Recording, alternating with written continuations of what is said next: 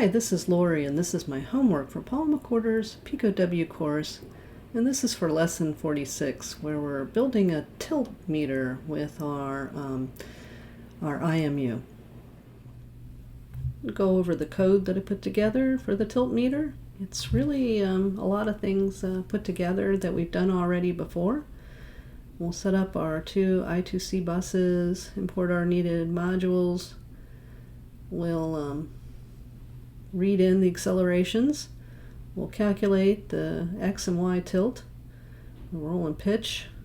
I'll again make a plug for using F strings to control the output and decimals that are shown and so forth. Really worthwhile, and I'll link my video on formatting in Python again in this episode as well. Then next up is just putting together the rectangle and the horizontal and vertical cross that'll go inside that rectangle. And then I think the new thing here is calculating the center of the circle and making it move with the tilt. So that's what I did here. And I divided the X tilt by 2 just because there's less room in that direction. So I thought we get more tilt before we move. And the other thing I didn't like is if I didn't do anything, the bubble just kept going into the yellow area where I'm putting the angles for the X and Y tilt. And so if it gets on that side, it just stops there, kind of like bumps up against the edge of that and doesn't go into the yellow area. That's how I controlled that. And then I used the ellipse method from the FrameBuff library. Instead of writing my own circle, it's pretty efficient. So I'm using that, setting the diameter to 5 pixels, putting that on the screen, sleeping just a little bit. So yeah, that's my code. So let's see it work.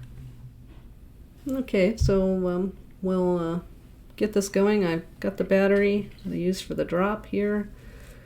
Drop episode. I'll plug it in, get it started. Unfortunately, I'm getting a lot of flicker. I don't know how to get my iPhone not to see that sometimes. Anyway, so you can see I have it tilted here all the way up in the X direction, positive X, and you can see it's up against the thing, and you can see the Y going back and forth. And then I can kind of flatten it out, and it's hard to do. It's hard to film the other way, but yeah, it's working pretty well.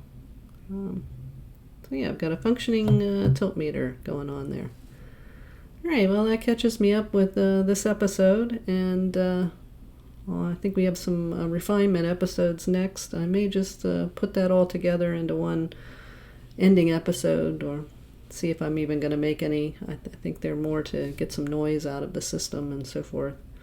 But I think it works pretty well, just as we have it. Well, that's my homework. I want to thank Paul for this great series of lessons on the IMU. Really learned a lot, and thank you for watching.